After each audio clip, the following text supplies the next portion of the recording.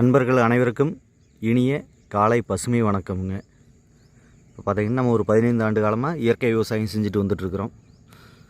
எல்லாத்துக்கும் நஞ்சு இல்லாத உணவு கொடுக்கணும், எல்லோரும் ஆரோக்கியத்தோடு வாழணும் அப்படிங்கிறத நம்மளுடைய நோக்கம். அந்த நோக்கத்தை சீரும் சிறப்பாகவும் செம்மையாகவும் செஞ்சுட்டு வந்துட்டுருக்குறோங்க. இப்போ பார்த்திங்கன்னா இந்த இதில் நம்ம சீரக சம்பா நெல் நடவு பண்ணியிருக்கிறோங்க. பார்த்திங்கன்னா தெரியும், ஒரு அடிக்கு ஒரு அடி இடைவெளிங்க. பார்த்திங்கனாவே உங்களுக்கு தெரியும், நம்ம எல்லாமே பாய்ச்சலமாக தான் தண்ணி பாய்ச்சிட்ருக்குறேங்க. ஒரு நாள் விட்டு ஒரு நாள் தான் பார்ப்போம். பாருங்கள் எந்த அளவுக்கு இருக்குன்ட்டு. இப்போ பார்த்தீங்கன்னா கதிர் எல்லாம் வந்துருச்சு. பார்த்தீங்கன்னா உங்களுக்கு அப்படியே தெரியும், அழகாக காலையிலங்காட்டி இந்த பனித்துளிகள் பார்த்தீங்கன்னா அப்படியே எப்படி இருக்குது பார்த்தீங்களா, எவ்வளோ ரம்மியமான அழகாக அப்படியே எவ்வளோ பசுமையாக இருக்குது பார்த்தீங்களா. அந்த பனித்துளிகள் அந்த நெல் மணிகள் மேலே அந்த பனித்துளிகள் எப்படி இருக்குன்னு பாருங்கள். இதுக்கு நம்ம இன்றைக்கி மோர் கரைசல் கொடுக்கலான்ட்டு இருக்கிறோம். அதுக்கு இப்போ கொடுக்கக்கூடாது, மாலை நேரத்தில் கொடுக்கலாம் அப்படின்ட்டுருக்குறேங்க. ஏன்னா அந்த மாலை நேரத்தில் நம்ம அந்த மோர் கரைசல் கொடுக்கல, மணிகள் அந்த நெல் மணிகள் அப்படியே இன்னும் வெள்ளை விலையேறுன்னு வருங்க. நெல்லே பார்த்திங்கன்னா அப்படியே நம்ம வேவிச்சு அரைக்கையில் பார்த்திங்கன்னா அப்படியே நெல் அவ்வளோ ஒயிட்டாக வெள்ளை விலையேறுன்னு பால் மாதிரி இருக்குங்க. அந்தளவுக்கு சிறப்பாக இருக்குங்க. அதனுடைய சுவையும் கூடும். இது நம்ம இந்த மோர் கரைசல் கொடுக்கல அவ்வளோ சுவை அபிர்மதமாக இருக்குங்க.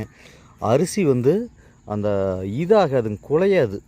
அதுக்காக நம்ம இதை ஆரம்பத்திலிருந்து நம்ம தொடர்ச்சியாக இதை ஃபாலோ பண்ணி கொடுத்துட்டு வந்துட்டுருக்குறேங்க. பார்த்திங்கன்னா தெரியும், கதிர் பாருங்கள் அப்படியே கொக்கரை போட்டுக்கிட்டு இருக்குதுங்க.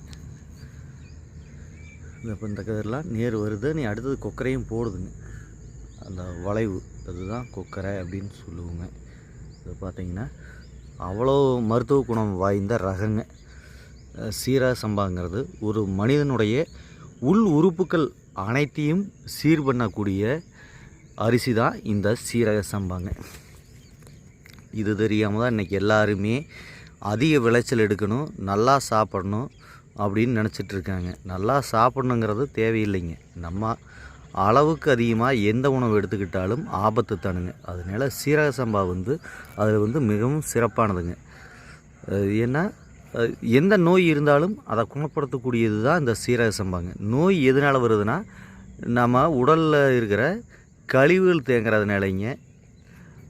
அப்புறம் இந்த வாதம், பித்தம், கபம் இந்த மூணும் ஒரு மனிதனுக்கு சீராக இருந்ததுன்னா நோய் வராதுங்க. இது மக்கள் யாருக்கும் தெரிய மாட்டேங்குதுங்க. நம்ம இந்த ஹைப்ரிட் ரகங்களெல்லாம் சாப்பிட்டோம்னா நம்ம உடம்பு சீராக இருக்காதுங்க. ஏன்னா ஒவ்வொன்றும் கூடும் குறையும். ஆனால் இந்த ரகத்தை நீங்கள் சாப்பிடல, சீரக சம்பாவை சாப்பிடல, உங்கள் உள் உறுப்புகள் அனைத்தும் ஒரு சீராக இயங்குங்க. அதுக்காகத்தான் இந்த ரகங்க. வள்ளலாரே முதல்ல சொல்லியிருக்காருங்க, முதல் பட்சம் சீரக சம்பா, அது இல்லாத பட்சத்தில் தான் மற்ற சம்பா அரிசிகள் அப்படின்னு வள்ளலாரே சொல்லியிருக்காரு. ஏன்னா இதை நான் 4 ஆண்டுகளாக நான் சாப்பிட்டு உணர்ந்தேங்க. அதனால் எல்லா விவசாயிகளுக்கும் சொல்கிறேன். அதனால் விவசாயிகள் அனைவருமே முதல்ல அவங்கவுங்க தேவைக்காவது ஒரு 50 சென்ட் சீரக சம்பா நடுங்க, இல்லைனா கடைசிக்கு ஒரு 30 சென்டாவது உங்கள் ஒரு ஆண்டு தேவைக்காவது இந்த சீரக சம்பாவை நடுங்க. நட்டு அதை சாப்பிட்டு பாருங்கள். அதோட மருத்துவ குணம், உங்களுடைய உடலினுடைய மாற்றம், இதையெல்லாம் நீங்களே கண்கூட உணர்வீங்க. உணர்ந்ததுக்கப்புறம் நீங்கள் இயற்கை விவசாயத்துக்குள்ளே உள்ள முழுமையாக வாங்க. அதுக்காகத்தான் நான் எல்லாத்தையும் சொல்லிகிட்ருக்குறேங்க. ஏன்னா நம்மளுடைய நோக்கமே எல்லாத்துக்கும் உணவு கொடுக்கணும், எல்லோரும் இயற்கை விவசாயிகளாக மாறணும் அப்படிங்கிறது தான். அதனால் நான் இந்த பதிவு உங்கள்கிட்ட சொல்கிறேங்க. அப்புறம் பார்த்திங்கன்னா இன்றைக்கி ஒரு நெல்லை போட்டு 1000 நெல்லை உருவாக்குறேன் அப்படிங்கிற விவசாயியெல்லாம் எங்கே போனான்னே தெரியலிங்க.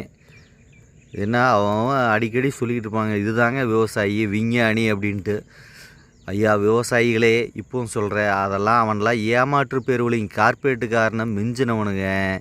அதனால தயவு செஞ்சு அது மாதிரி சொல்லி மக்களை ஏமாத்துகிற, விவசாயிகளை ஏமாத்துகிற கூட்டத்தை நம்பி போய் ஏமாந்துடாதீங்க. அதனால் உங்களுக்கு தெளிவாக சொல்கிறேன், பயிற்சின்னு எங்கேயும் போயிடாதீங்க. ஏன்னா பேச்சு திறமையில் மக்களை ஏமாற்றிட்டானுங்க. மக்களும் ஏமாந்துட்டீங்க, விவசாயிகளே ஏமாந்துட்டீங்க.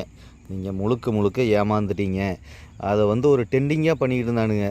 எண்ணெய் கரைசல், எண்ணெய் கரைப்பான் எங்கிட்ட தான் இருக்குது, இதுதான் நல்லது, இது அங்கேருந்து ஏன் நம்ம பேரையெல்லாம் சொல்லாட்டீங்க, சரி பிறகு சொல்லிடுவோம் ஆந்திராவிலிருந்து வருது இது அது வந்து பல்காக நான் வந்து வாங்கி கொடுக்குறேன் உங்களுக்கு, இதுதான் சீப்பானது, இதுதான் தரமானது அப்படின்லாம் சொல்லி மக்களை விவசாயிகளை ஏமாத்தினானுங்க. அவன்லாம் இன்றைக்கி எங்கே போனான்னே தெரியலிங்க, ஓடி போயிட்டான். அதனால் அவனை எல்லாம் இன்றைக்கி வந்து விவசாயிகள் தேடிக்கிட்டு இருக்கிறாங்க. இது மாதிரி ஏமாத்தினவனை விவசாயிகள் தேடிக்கிட்டு இருக்கிறாங்க. கூடிய விரைவில் அவனை கண்டுபிடிச்சி அவனுக்கு வந்து அதுக்கான இழப்பீட்டு தொகையை கொடுறா அப்படின்னு கேட்குறதுக்கு தயாராகிட்டு இருக்கிறாங்க. ஏன்னா இன்றைக்கி எண்ணெய் கரைப்பானுங்கிறது ஒரு பித்தலாட்டமான செயலுங்க. யூடியூப்பில் எல்லாம் போட்டுட்ருக்கானுங்க. அந்த எண்ணெய் கரைப்பானுங்கிறது வேறு ஒன்றுமே கிடையாதுங்க. பூந்திக்காய் கொட்டையை வச்சு நம்ம அதை கரைச்சிக்கலாம், இல்லைன்னா கொத்தவரங்காய் சாரை வச்சு கரைச்சிக்கலாம், இல்லைன்னா வெண்டங்காய் சாரை வச்சு கரைச்சிக்கலாம். இதுதான் எண்ணெய் கரைப்பானுங்க. இது தெரியாமல் தான் இன்றைக்கி வந்து விவசாயிகளை ஏமாத்துறதுக்குன்னே ஒரு கூட்டம் அவனுங்களுக்கு வேலையே இது தானுங்க.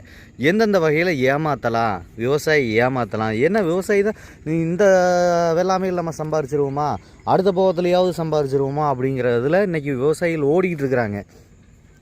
அதை அவனுக்கு தனக்கு சாதகமாக பயன்படுத்திக்கிட்டு, இந்தாங்க இதை எண்ணெய் கரைப்பானுங்க, இந்த எண்ணெய் நான் இது எல்லாமே நானே கொடுக்குறேனுங்க, இது எங்கிட்டையே வாங்கிக்கிங்க, இது நல்ல விளைச்சல் கிடைக்கிது, இதை வந்து ஒவ்வொரு முறையும் வாங்கி பயன்படுத்துங்க அப்படின்னு சொல்லி ஏமாத்தின கூட்டமெல்லாம் இன்றைக்கி எங்கே போனான்னே தெரியலிங்க. அதனால் விவசாயிகளே எங்கேயும் போய் அவன் தான் கொடுக்குறான் நமக்கு நல்லது பண்ணுவான்னு நினச்சி போய் எங்கேயும் ஏமாந்துடாதீங்க விவசாயிகளே. அது அத்தனையும் போய் பித்தலாட்டம், விவசாயிகளோட ரத்தத்தை உறிஞ்சி எடுக்கிற மாதிரிங்க. அதனால் நம்மளுடைய உழைப்பு வந்து பொன்னானதுங்க. அந்த பொன்னானது வந்து நம்ம குடும்பத்துக்காக சேமிப்போம். ஏன்னா அவங்கவுங்க குடும்பத்துக்கு அவங்கவுங்க சேமித்தா தான் அவங்கவுங்க குடும்பம் நல்லா இருக்கும். அதனால் வந்து இது முழுக்க முழுக்க ஒரு 420 அப்படின்னு தான் சொல்லணுங்க. ஏன்னா மக்களை ஏமாத்துறது. அதனால் தயவு செஞ்சு அது மாதிரியெல்லாம் எங்கேயும் போய் வாங்கி பயன்படுத்தாதீங்க.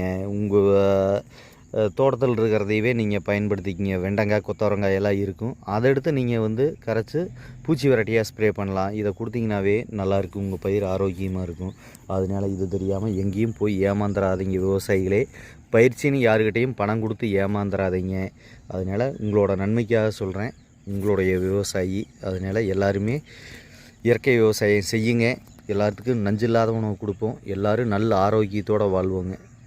இப்போ பார்த்தீங்கன்னா அப்படியே நம்ம வயல் பூரா எப்படி கதிர் அப்படியே எவ்வளோ ரம்மியமாக அப்படியே ஒரு சீராக தெரியுது பார்த்தீங்களா. இதுதாங்க இயற்கை விவசாயம். அதனால் எல்லோரும் இயற்கை விவசாயம் சாத்தியம் இல்லாதது, அது லாஸ் அப்படின்லாம் சொல்கிறாங்க. அது முழுக்க முழுக்க தவறானதுங்க. ஏன்னா நம்ம விளையிற பூமியில் நின்றுட்டு நம்ம வீடியோ எடுத்து பதிவு போடுறோம். இயற்கை விவசாயம் என்றுமே தோல்வியை கொடுக்காதுங்க, வெற்றி நிச்சயம்ங்க. அதனால் எல்லாருமே இயற்கை விவசாயம் செய்வோம். எல்லாத்துக்கும் நஞ்சில்லாத உணவு கொடுப்போம். எல்லோரும் நல்ல ஆரோக்கியத்தோடு வாழ்வோங்க. அடுத்த தலைமுறைக்கு இந்த பூமியை வந்து உயிரோட்டம் உள்ள பூமியாக விட்டு செல்வோங்க எல்லாருமே. நன்றிங்க.